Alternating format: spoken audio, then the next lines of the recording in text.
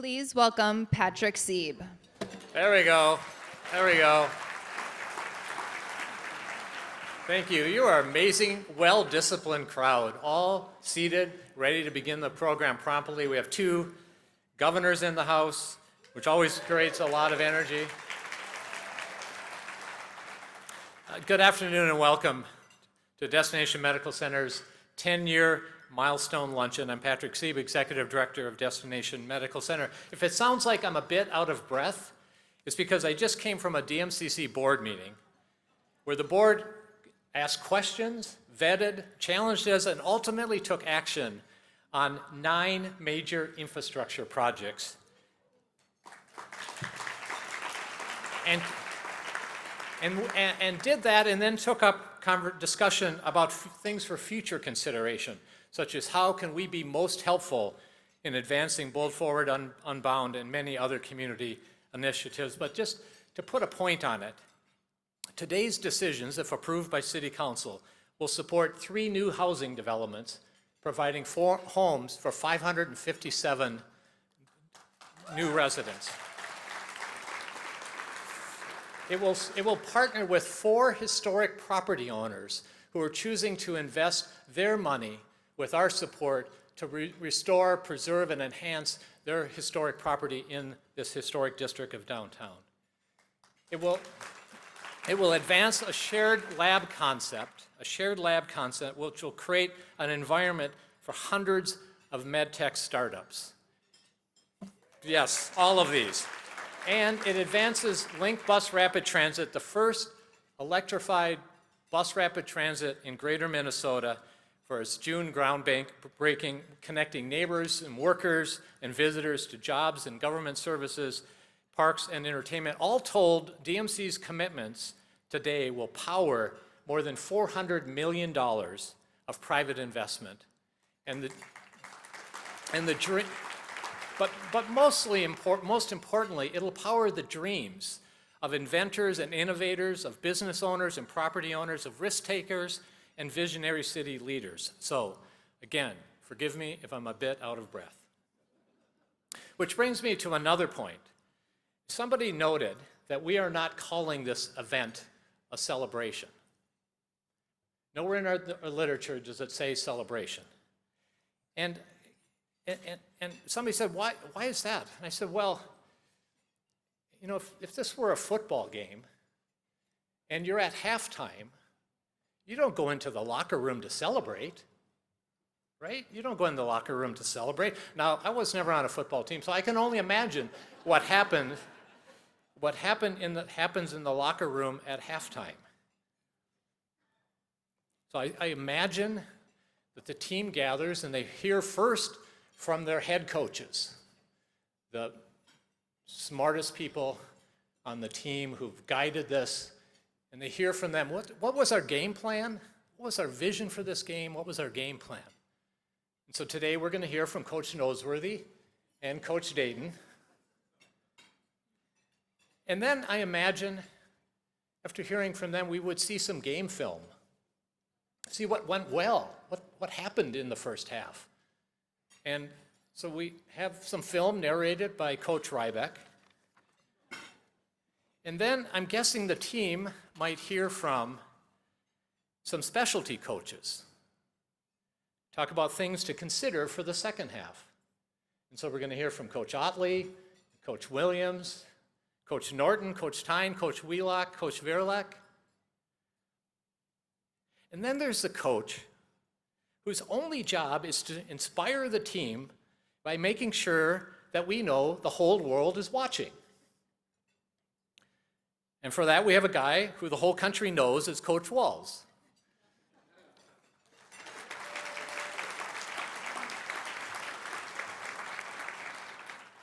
So that is our program today. And with that, please join me in welcoming Coach Noseworthy in the Noseworthy room here at the Hilton. Thank you very much.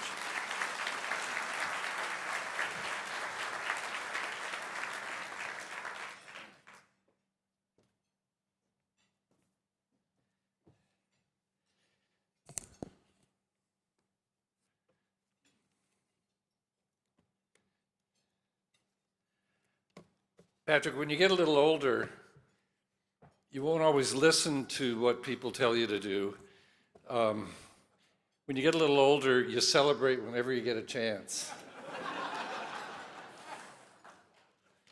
I'm not quite ready for ripe bananas only, but I'm working at it. So anyway, thank you, Patrick, and thanks for the honor of speaking with you today. This Destination Medical Center journey has been the work of many, many people for many years. We won't even try to name them all, and as I've told a couple of you, your names have been removed by the editors because we would always forget somebody. But you know who you are.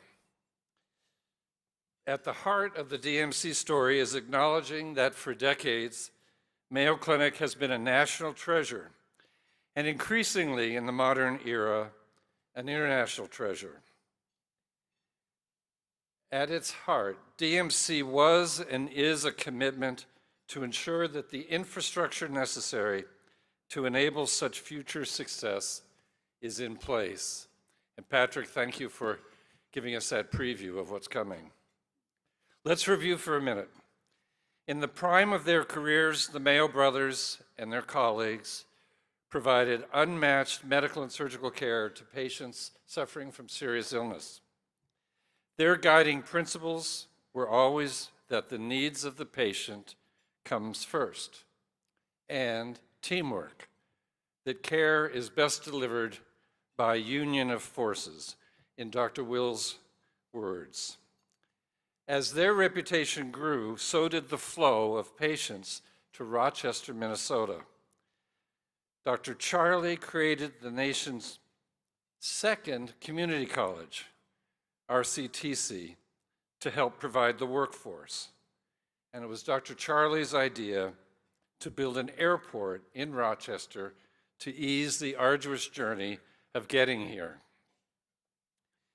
For decades, in the second half of the 20th century, Mayo's reputation was well earned, along with its quiet message.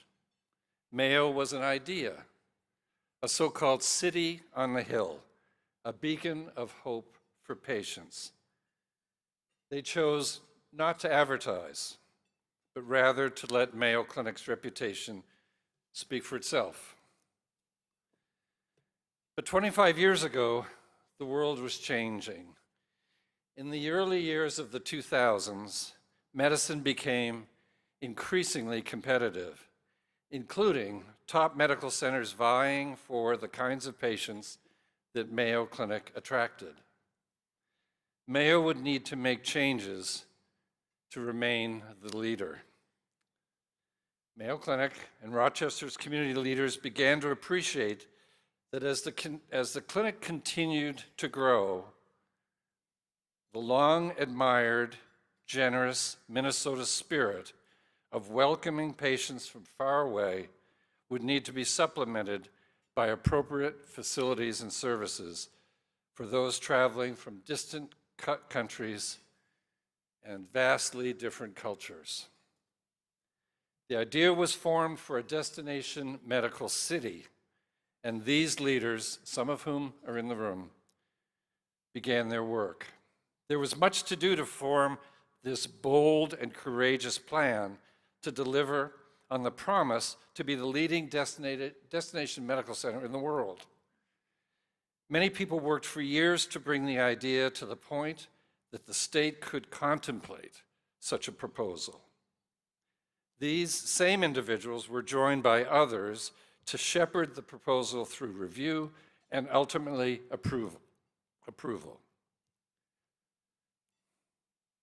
It all sounds easy if you say it fast.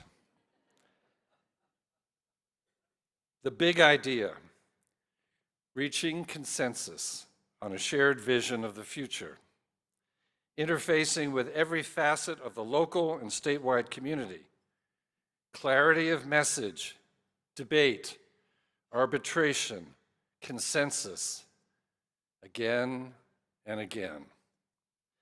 But collaboration is a grind. The stakes are high for everyone. It's hard work, fueled by the possibilities of improving the lives of our patients and of our communities. There have been frustrations, mistakes, apologies, regrouping, highs and lows, nail-biting tension, and agonizingly long days. This measured, patient, consensus-seeking methodology has been ongoing every day for the last decade, and many of you are the architects of this amazing transformation. You and countless others within our community and across the state have moved heaven and earth, first to get this bold DMC plan reviewed and approved at the state level, and then day after day after day, working your magic to bring this plan to where we are today. The city of Rochester, Olmsted County, the state of Minnesota, elected officials, the philanthropic sector, the ecosystem of business leaders, researchers, and entrepreneurs committed to realizing the potential of our community. A virtuous goal that this rising tide would lift all boats, community, visitors, and patients, and the state broadly. You have done remarkable work. We are all grateful beyond words for what you have done. Again, too many names to mention, too many names to raise up, but one that I believe needs to be called out today is Lisa Clark. Where are you, Lisa?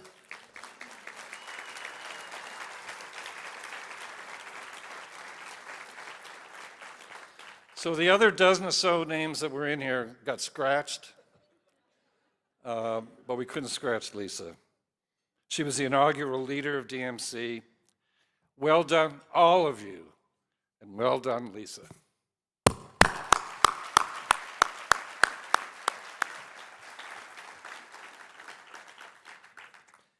In parallel, over these last 20 years, your Mayo Clinic colleagues, some of whom are here today, have had their own arduous journey, and they too have reason to be proud.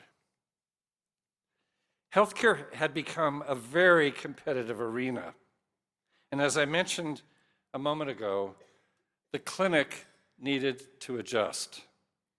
While some were involved as pioneers in the early stage of DMC, the others were immersed in effecting a massive transformation of how the Mayo Clinic does its work and how it shares its aspiration to perfect the Mayo model of care in the modern era, fueled now by technology and healthcare data analytics.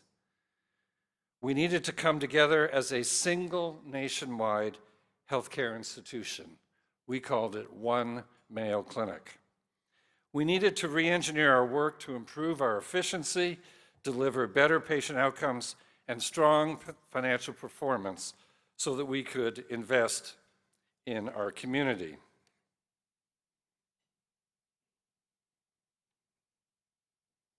I hate it when this happens. I still do this. Excuse me, I've shuffled my papers.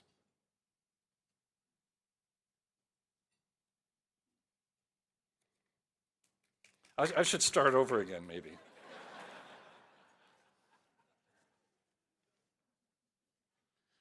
This is why you celebrate early and often at my age. So we needed to share the Mayo message with everyone, everywhere. And in the last 6 years, with Dr. Farrugia's leadership, used data to inform all aspects of healthcare globally. The Mayo staff have made this happen. Our patient outcomes are now better than ever and have completely lapped the field. Thought leaders and patients everywhere agree that Mayo Clinic is the leader in healthcare. It is in a category of one. This remarkable performance has greatly increased the demand for our services. And because all of you, because of DMC, we will be ready.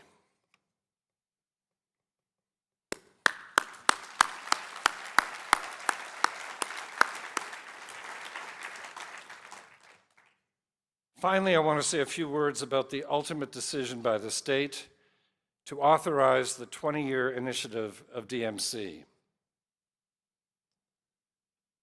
This would never have happened without the leadership of Governor Mark Dayton.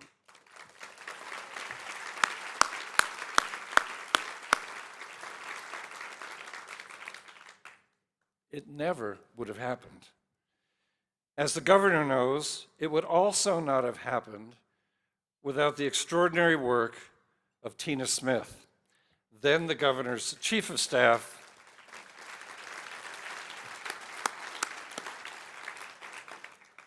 and now one of our U.S. senators. The governor and his chief of staff listened, they understood, they shared our vision, they helped to paint the picture of our aspirations. They bought into the potential of DMC for Rochester, for Mayo, and for the state. They were savvy stewards of the state resources.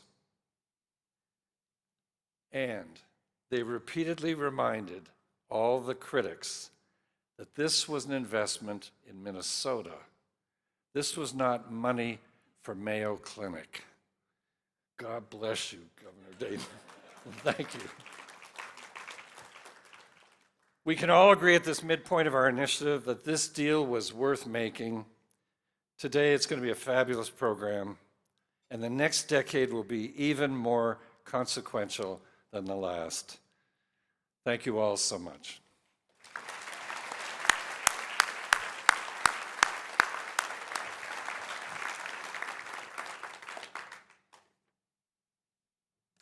It's now my distinct pleasure to introduce our next speaker, Governor Mark Dayton. As I noted, Minnesota's investment in DMC would not have happened without his advocacy. Literally, we would not be here at this luncheon today if it were not for his leadership more than a decade ago. Governor Dayton is a son of Minnesota. His family brought leadership to our corporate ecosystem and as investors in community through generous philanthropy. After graduating from Yale and spending years as a teacher in New York, he dedicated his career to public service in Minnesota. He served as staff to then Senator Walter Mondale and as a legislative aide to Governor Rudy Perpich. He was appointed Commissioner of Economic Development. He served one term in the U.S. Senate before being elected governor in 2010, serving 2 full terms. Among his many accomplishments as the state's chief executive, he increased the state's investment in early childhood education and in the research and innovation work at the University of Minnesota. He championed the rights of marginalized people and legislating same-sex marriage. He guided the investments in both U.S. Bank Stadium and DMC. He understood ambitious goals and was a fierce and good steward of the public resources. Governor Dayton, we are all in your debt, and we're honored to invite you to the podium today.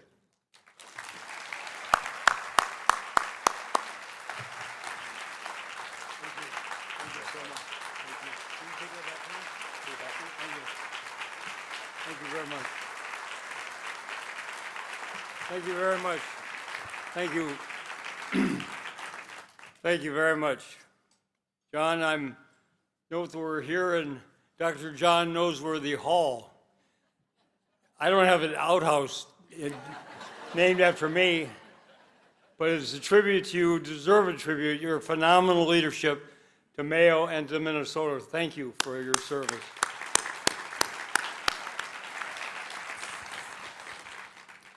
I'm delighted to be invited to speak with you today.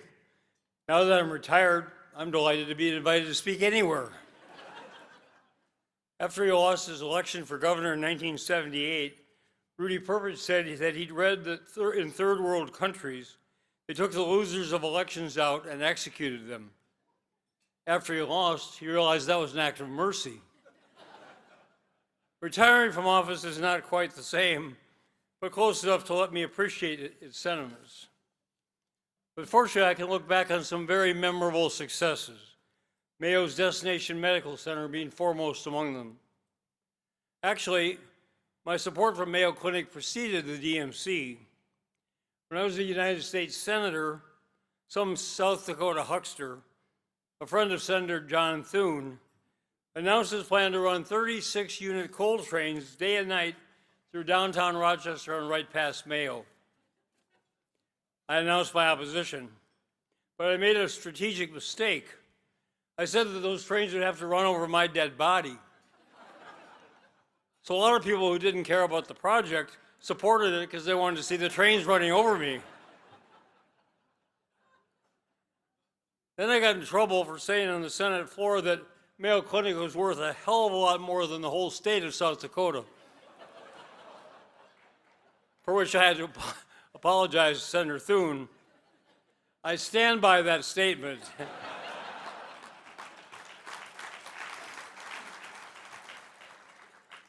Fortunately, the Bush administration came to the same conclusion and rejected the proposal, thus preserving Mayo's sanctity in my body. As governor, I was even more aware of Mayo's supreme importance to your city and our state. Back then, and I'm sure the numbers only increased, your citizens and businesses contributed far more annually to the state treasury than you received back in city, county, and school aids. Even that enormous economic impact is surpassed by Mayo's saving and restoring over 1 million lives every year. One of them is me. I know what a huge difference Mayo's superb doctors, nurses, and staff have made in my life. So when Dr. Noseworthy announced Mayo's proposal to establish the Destination Medical Center here in Rochester, to further enhance your standing as the world's premier medical institution, I was thrilled and immediately announced my support. Now, as always happens, a few legislators from both political parties objected to the magnitude of the state's share of the project. I quickly responded that 49 other states and several countries would fall all over themselves to seize what Dr. Noseworthy and the Mayo board were graciously offering first to Minnesota. That stifled the opposition, and the project proceeded through the legislature. To underscore its importance, I asked my ace chief of staff, Tina Smith, to lead our administration's involvement. She, as always, was so superb that Mayo asked me to appoint her to the center's board, where its members immediately elected her their chair. And I know she would be here today if she were not contending with Washington, D.C. Since then, Mayo has more than kept its promise. The transformation is well underway, and Mayo recently announced an additional $5 billion investment in the project. I can't thank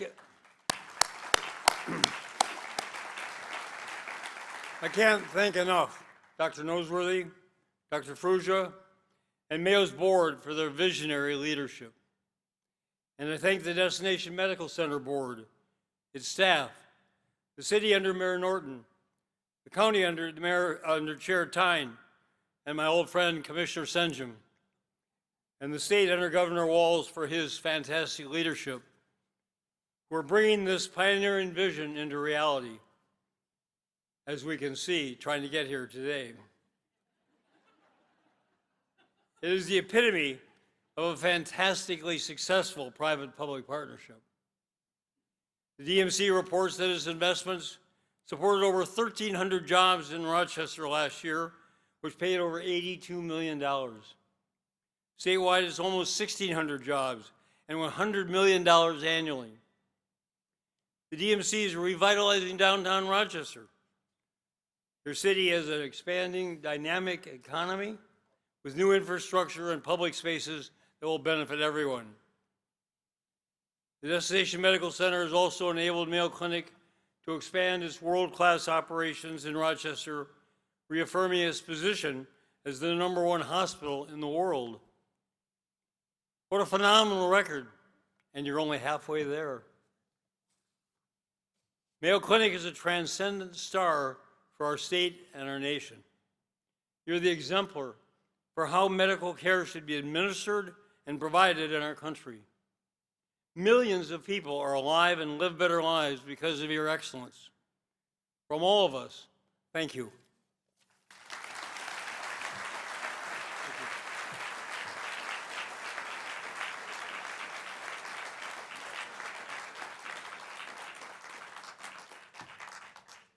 Thank you, Dr. Noseworthy. I'm sorry, Governor Dayton, thank you. Let's take a look at what has been accomplished the past 10 years. Minnesota made a big bet on Rochester, but it wasn't a risky bet. Governor Dayton, Senator Smith, Mayor Norton, and Senator Senjum, and so many others recognized that everybody had to put something into this. It is paying off, and it is about to really pay off. But more than anything, it was actually a promise kept.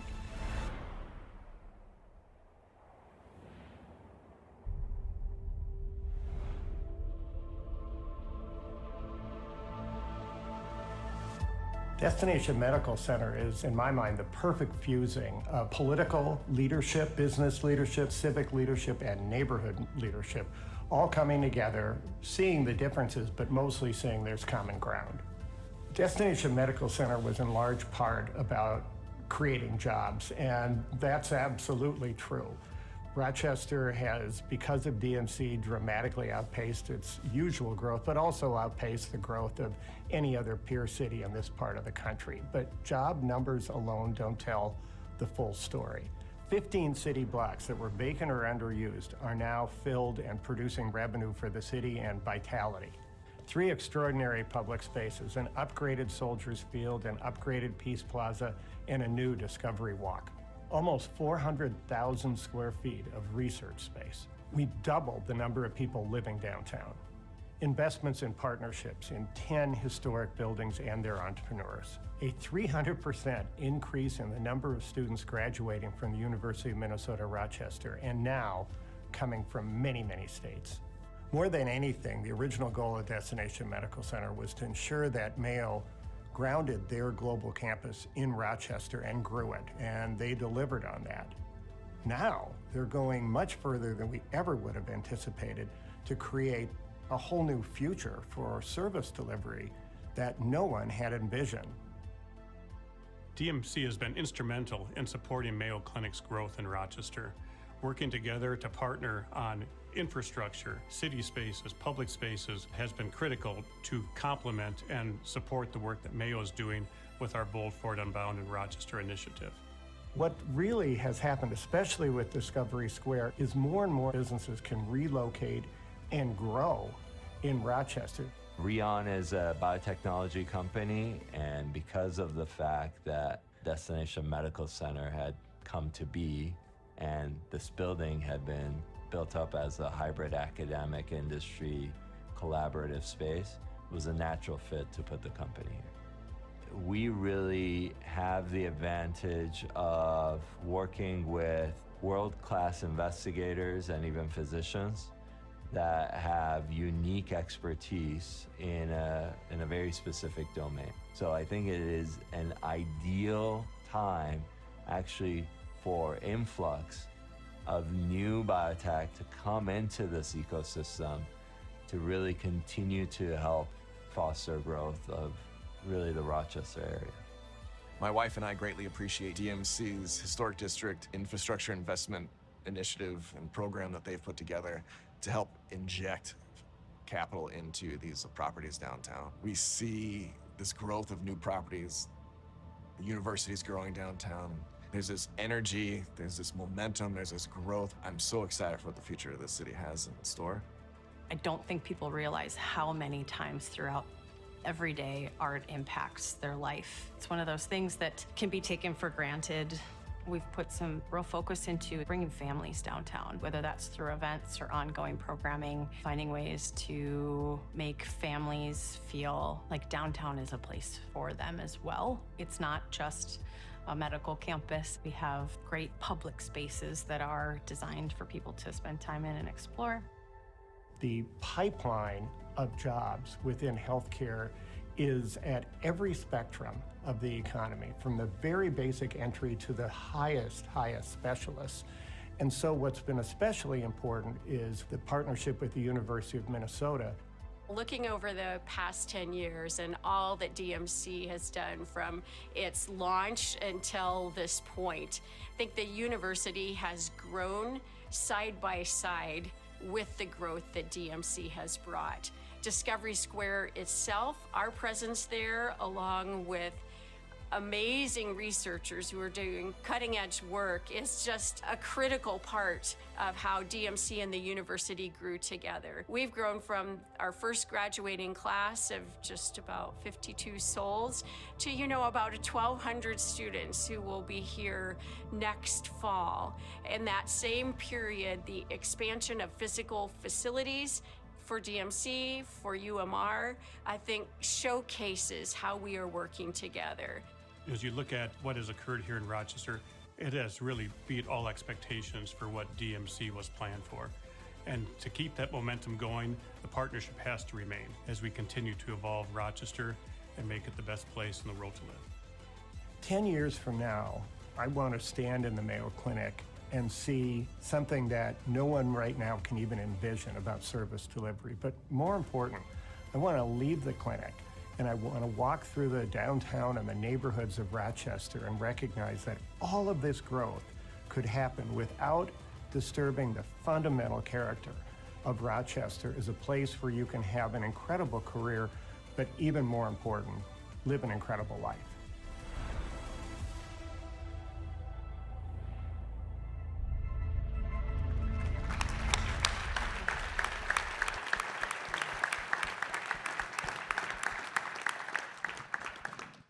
What an incredible day for Rochester, Minnesota. I look out at all these bright faces. So many people have contributed to our success, and I can only express sincere appreciation. Dr. Noseworthy, Governor Dayton, Mayor Ryback, that was awesome, truly fantastic. I want to thank each of you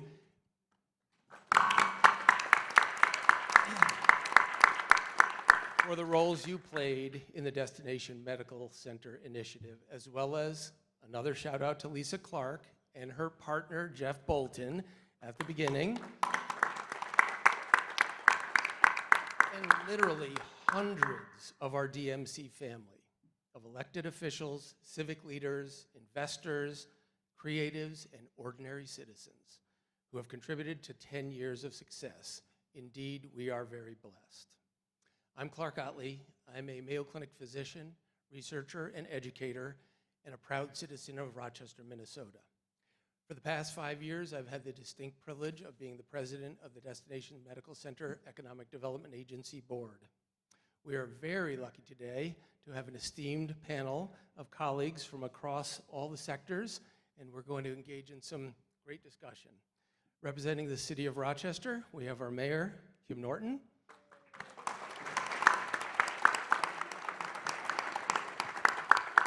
Representing the state of Minnesota, Deed Commissioner Matt Varilek. Representing Mayo Clinic, the Executive Dean of Practice, Dr. Amy Williams. Representing the DMCC, the Chair, Pam Wheelock. And representing Olmsted County, Commissioner Mark Thein. Each of these leaders brings a very unique perspective that we're hoping to tap into today as we reflect on the success and forward-looking vision of DMC. Mayor, I'm going to start with you. You were on the ground floor at DMC, a legislator at the time, and you're an active participant today throughout the entire time. You also, as a Bush Fellow, spent 2 years studying cities and their public spaces around the world. We've developed multiple public spaces that have been enhanced, including Peace Plaza, Discovery Walk, and Soldiers Field. My question for you is, how should we be thinking about our role in shaping public spaces in America's City for Health in the next decade? Thank you for the question, and it's so exciting to be here with all the people who helped make this a reality and will in the future. One of the things we need to keep in mind as we develop a community is making sure that we focus on the people that live here, the people that visit here. So people-centered design in what we do moving forward is part of that, the infrastructure in America's City for Health. And as I like to talk about, America's healthiest city, or at least that's my goal. We need to think about using co-design and having the people that live here help us make sure that the spaces meet their needs. And we've been committed to that up to this point, and I think that's part of our future too, is bringing everyone to the table. Connecting, partnering, and we've talked a little bit this morning in our board meeting about P3 partnerships. And I would just say beyond infrastructure, as we move ahead, we have to think about economic development, and we are with these P3 partnerships. So it's about our University of Minnesota Rochester and creating the future workforce. It's about continuing to be strong for Mayo Clinic and creating the biotech and biomedical industries for patents and the future of healthcare. So it really is everything. It's infrastructure, it's economic development, and I like to steal a couple phrases. We've come a long way, baby, but with all your help, the work has just begun. Fantastic. Thank you for those thoughts. Commissioner Thein, I'm going to jump over to you. Thank you for your service on the DMCC board. You were just re-elected today to another significant role on the board. The health economy of this region not only affects Rochester, but affects the surrounding region and, in fact, the whole state. Great example would be United Therapeutics, which has developed a pig-to-human organ research lab in Stewartville. With that in mind, where do you see alignment between Olmsted County's priorities and the work of DMC? Thank you. Olmsted County, like all counties in the state of Minnesota, is about its people. Our stated vision is that we strive to be a vibrant community where everyone thrives. The continued success of DMC is vital to us reaching this vision. Because of DMC and the growth it has spurred, we are the opposite of many outstate communities. Instead of dealing with a brain drain where young people leave to seek opportunities in the big cities, Olmsted County is a magnet and is holding more of our young people near home and attracting others to this land of opportunity. The great opportunities this growth offers has spurred an impressive variety of educational choices. Olmsted County residents can stay home and still pursue post-secondary degrees at RCTC, Winona State University, St. Mary's University, and the University of Minnesota Rochester. In addition, the local trade unions, including local plumbers 6, plumbers and pipe fitters, IBEW Local 343, electrical workers, sheet metal workers, Local 10, carpenters, Local 1382, Leona laborers, Local 405, painters, Local 681 and 2002, and I'm sure I'm forgetting some, offer the training necessary for those who want to help us build our future. There is no shortage of paths to successful careers in Olmsted County. These opportunities, whether post-secondary or through the trades, are there for all Olmsted County residents. Whether you live in the DMC zone in downtown Rochester or on a farm in Quincy Township. The opportunities that DMC ensures will spur strong and steady growth throughout Olmsted County. From 2015 to 2045, the city of Rochester is projected to grow by more than 45%, which is very impressive growth. However, this growth is not limited to just Rochester. The strong economy and the opportunities it provides will grow other communities in Olmsted County. During the same period, Stewartville is also projected to grow by 45%, a number likely to grow significantly since they've attracted the United Therapeutics and now an Amazon warehouse. Within the past year, they've done that. Byron is expected to grow by 64% and Orinoco by 78%. Opportunities to thrive will remain plentiful in Olmsted County for years to come. Thank you.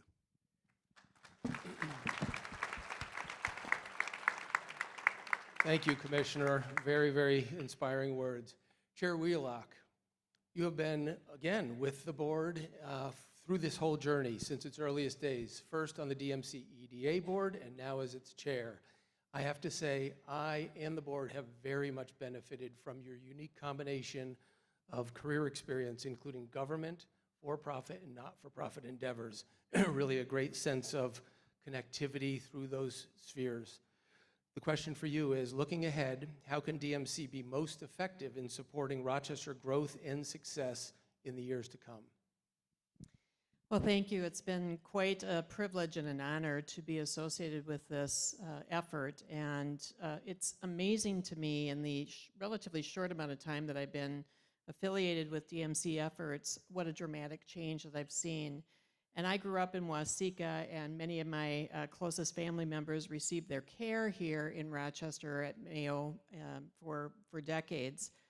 And I recall the experience of coming here decades ago to a lovely community, but not with the experience for either the patient or for the family member that you might expect of a city of this size with a health institution of this caliber. And it has changed dramatically in the last decade for sure, but the last couple of decades.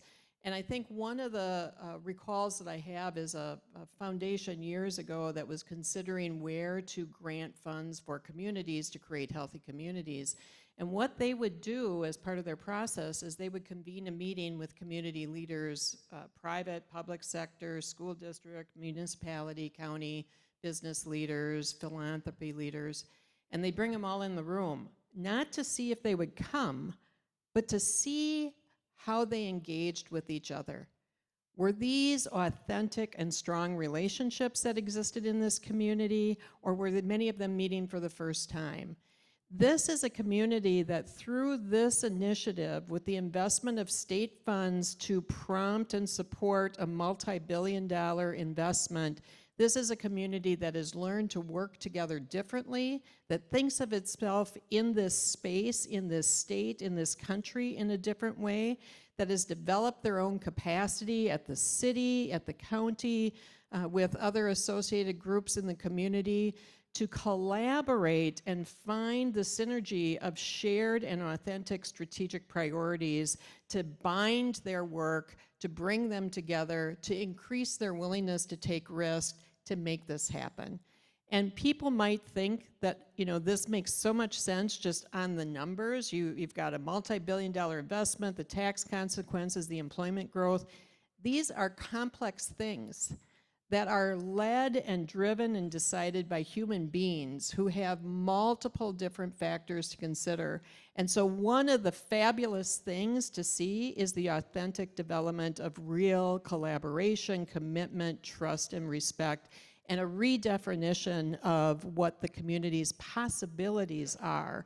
So our work now, as we refresh ourselves for the next 10 years, is to figure out strategically how to make the best use of the public funds to get the maximum long-term value for this community through innovation, redesign, systems that work in a community, and to be a partner and to participate with the public funding as a good steward. And I look forward to that.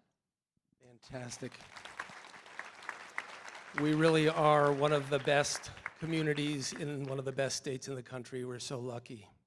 Dr. Williams, in addition to being my boss, you are a key leader at Mayo Clinic, now at the forefront of shaping the development of Bold Forward Unbound in Rochester. My question to you is, how has DMC helped Mayo Clinic realize its Bold Forward Unbound vision, and what will Bold Forward Unbound in Rochester mean for the future of patient care? Great question. And first, I want to thank you all for allowing me and this opportunity to be here today to celebrate DMC. This is really spectacular. And I've been here a long time at Mayo Clinic and in Rochester, and been able to witness how the DMC has truly changed our community for the better. And we've heard a lot about that today, how vibrant the downtown area is, how people are coming to Rochester and the communities around Rochester, because there is so much here that they can take part in and feel that they're part of the community and truly aligned with what is happening in Rochester and how that leaves the entire community around Rochester and strengthens the entire state. Now, as far as Bold Forward Unbound, you all know, and you heard this from Dr. Noseworthy, that this is a $5 billion investment. And certainly Rochester, Mayo Clinic Rochester could not have done that without the DMC. The DMC has really helped the foundation so that we could be confident in that big of an investment in transformation. The goal is to transform healthcare, to really establish a healthcare society that truly improves patient outcomes and increases the entire experience for patients and for staff. And that's what Unbound is all about. And to make it easier for patients to manage their disease, and for those caring for them on the care team to make it easier to give them the best care possible. The DMC has built infrastructure to allow this to happen. Utilities, our transformation, the transport, all of the new buses that will be coming, our roads, you name it, new public spaces that we saw, new places that will educate our staff for the future, to give them the skills that they need to really be success in a new state of medicine and the delivery of the best health care. Our partnership is so important as we all move forward together. We will continue, because of what has happened now at Discovery Square, we will continue to see people from international areas, from different regions, come to Rochester to invest and to stay. So this is, and also to partner with Mayo Clinic to really innovate and find new cures and to help our patients and our community. So yes, in the future, we can't stop this relationship. It's got to continue to accelerate and to stay strong, because there will be some bumps in the road that will come our way, but we're strong enough to manage that. Thank you. That was perfect, Dr. Williams. Commissioner Varilek, you lead the state's economic development strategy focused on Minnesota's strengths: agriculture, clean energy, higher education, and of course, health and med tech. When recruiting new businesses to Minnesota, how important is the work that Rochester is doing to your message? Thank you. Love that question. And I want to say, just first of all, I know what it's like to be on stage when your boss is watching. Yeah, so I have the honor of serving as Commissioner of the Department of Employment and Economic Development because Governor Walz appointed me to it.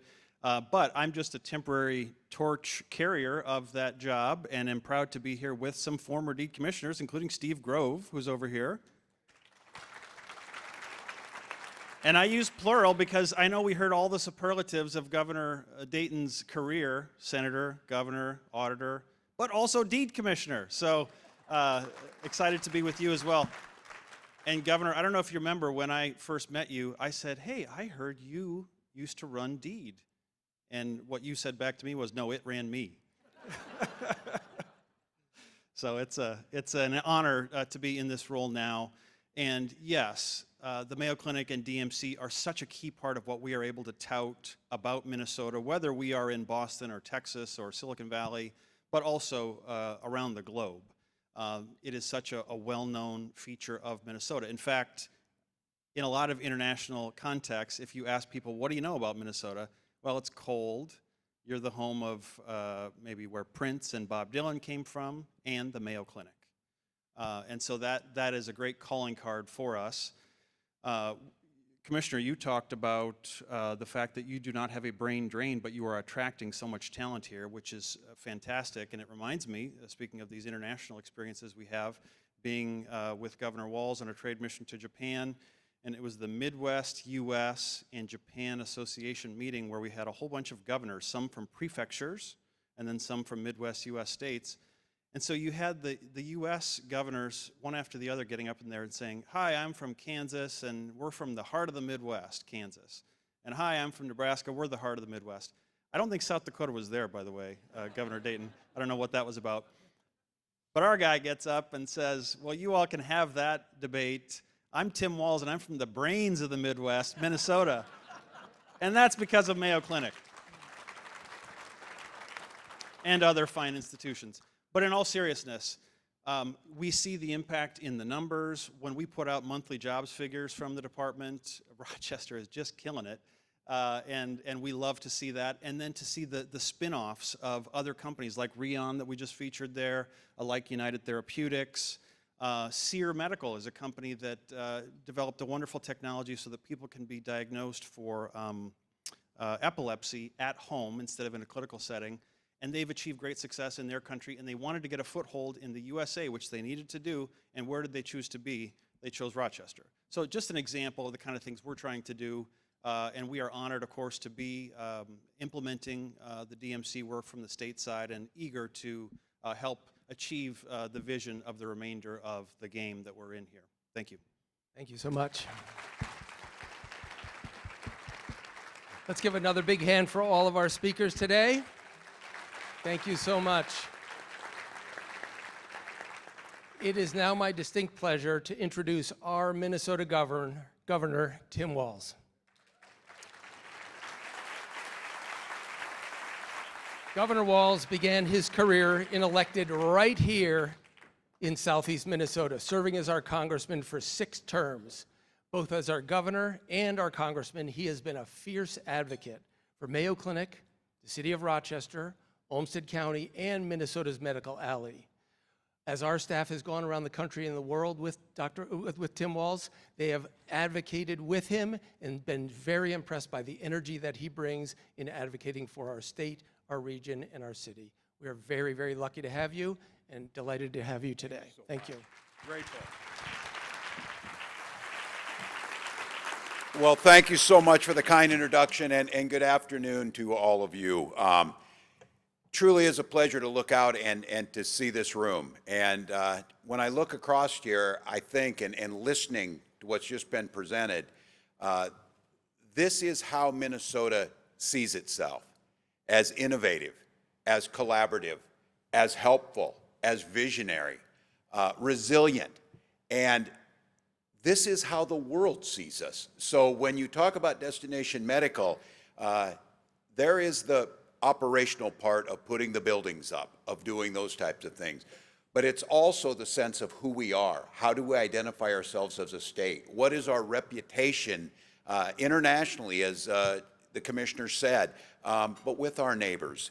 A huge thank you to those visionaries. And Dr. Noseworthy, I thought, put this really well. It sounds easy when you say it fast. And I have found this to be true. It is very, very difficult to find visionary leaders. And that doesn't mean there aren't good leaders, but many times the moment makes them more managers than anything else. And as our politics has seemed to have gotten smaller, risk aversion has become greater, but the challenges are becoming numerous. And so when you can find, and when you heard from Dr. Noseworthy and Governor Dayton, the idea of taking that vision, of looking out over the horizon, for an elected official, looking out over your term in office and be willing to take the risk to put things in place to improve people's lives and to improve the state or wherever they're responsible for, really takes that vision. And I think about this with Governor Dayton. You heard this mentioned, and he doesn't talk about it, but everybody else should be, and we are. He came into office about 15 years ago as governor and had served already and understood the state. And he came in with a very big vision and created a coalition of folks understanding that education was our future. Education and an educated workforce, and our children were not just a talking point, we're truly there. And he built that coalition from Art Rolnick to others, to teachers unions, to across the board, and focused on early childhood education, 2-, 3-, and 4-year-olds. Well, fast forward. Those kids are 17, 18, and 19. It is not by luck, and no small part goes to Governor Dayton's leadership, that last year we reached the highest graduation rates in our state's history because of that. That's why that happened. To see out that many years, that's exactly what you've done here. And I too am remiss when I'm looking around. Everywhere I look, I see a new friend, someone who's influenced me, someone who's a mentor, someone who was there at the beginning of these. So to mention names, I know I'll forget someone, but I think the beauty of that is certainly everybody sitting in this room should feel a sense of ownership of what's happened here. Certainly folks across this city for sure, whether they were small business owners or whether they were physicians or whether they were teachers in our schools, whatever they did, they were part of this vision to say, we have a world-class destination medical institution setting on the prairie. And people are coming from all over 1 million visitors a year. And how do we transform that to continue to be, as the commissioner said, a magnet for the talent and for people wanting to live here? And to marry up the most innovative medical research and practice in the world with a quality of life second to none. Great schools, incredible parks, safe streets. That took a vision. Everybody wants this. I hear that everywhere I go, especially with governors, when I'm talking about what you have in Rochester, whatever, they're always like, oh, I wish we had that. And I said, I bet you do. So, because it's an incredible engine. And I think it does go to these elected officials who are here. One of the hallmarks of Destination Medical was it was not easy, but it was done in a bipartisan manner. It was done with a vision forward, with an understanding, and this is what we continue to do is, as goes Rochester, so goes Minnesota. And I would argue so goes Minnesota, goes the upper Midwest. And so making sure when we're able to go to the Netherlands and make a pitch that Philips should bring their diagnostic work to Minnesota, and they start and create hundreds of jobs in Plymouth, no small piece of that was because of Destination Medical and Medical Alley, a vision of making sure we capitalize on what we do best. And what I'm really appreciative of is, we joke about it a lot, but it has been a problem in Minnesota that we are a little bit passive in how we talk about these things. Oh, it's Minnesota, you'll want to come here. No, we have to be more aggressive and go reach out, make the case for this. I say it all the time, it's us in the Boston area. And traffic is shit in Boston. And so I say that to them. I'm like, why would you want to go there? You could be home in 5 minutes from the Mayo Clinic. It's going out and making the pitch. And it's, look, we're not trying to poach folks from elsewhere, but we have building a critical mass here that is centered on Destination Medical. It's centered on the vision of what people created. And I will say it again, to have a vision a decade or 2 decades out, to build across multiple political entities and differences, to invest the type of money we've made, understanding that this is no guarantee in any of it, because I continue to say this, especially when you're dealing with the government, the business owners in this room know, there's that old adage, fail fast. Oh, not in government, fail slow, painful deaths if you're going to.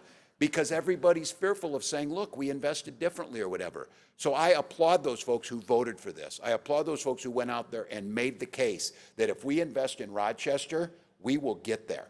It will create jobs. It will create growth. It will put Minnesota in a place to attract and expand through that ecosystem of bio work that we're doing. But that was a secondary, because it was the truly Minnesota piece of this is, invest in this and we will improve the world. Invest in this and we will save lives. Invest in this and we will make life better for more people, not just in Rochester, not just in Minnesota, not in the United States, but globally. So I think pausing, which we don't do enough of, pause and celebrate a little bit. I'm going to take that adage, celebrate when you can. And I noticed this about Governor Dayton too.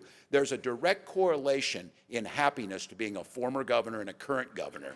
He's like all happy and telling jokes, and I'm like, I got to leave here and drive back up. You know where we're at in the middle of that. I need a little more of their optimism, a little more of the willingness that's in this room. But it is a time. We can solve these things. We are solving some of the world's biggest issues right here in Rochester, and we're doing it in a collaborative way. We're doing it in a way that keeps the charm of a small city, as we said, in the Midwest that you know who your neighbor is and you say hi to somebody when you're shopping. At the same time, that somebody might be a perimeter thoracic surgeon or whoever it may be, but they all matter to the community, no matter what they're doing. So congratulations. If this is halftime, we're leading at halftime, and we're not going to settle to set back. This would be one I would say, let's run the score up a bit on this one. Let's continue to succeed. Thank you all. Patrick, thank you. Oh, yeah. So I just want to say, the governor's staff was contacting me at 10 o'clock last night and said he wants to come, he's breaking away, he's going to be here. And I just want to say, you are here for us, whether it's the Netherlands, Finland, Boston, you are here. It's so easy to follow his lead in telling our story, and you can see why. Thank you so much. Thank you all. Thank you. That's all I got. Enjoyed the time together. Really appreciate it. Thank you all for your participation.